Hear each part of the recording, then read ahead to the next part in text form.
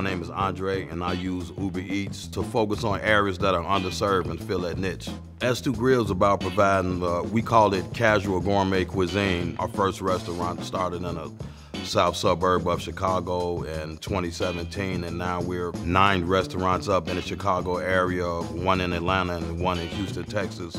I'm a foodie, and my wife loves to eat, and I can shake a pot or two, and my wife is a great cook as well, so we wanted to bring a different element. You don't typically find a restaurant in underserved areas where you can get a hand-carved ribeye, succulent lamb chops, pasta made from scratch, and everything that we serve is made from scratch daily. So just providing that quality that you will have to step outside the neighborhood to get is very important to us. Well, when I think of Uber Eats, I think of great strategic partners because they helped us with a lot of incentives, whether it be putting us at the top of the queue, helping us with promotional campaigns, billboards, taxi cabs, constantly looking for ways to help build a brand, and the personal touch of Uber. We don't feel like just a cog on the wheel. We feel like family. It's not just all about the money. They care about the brand, and that's the main reason why we're scaling so rapidly now.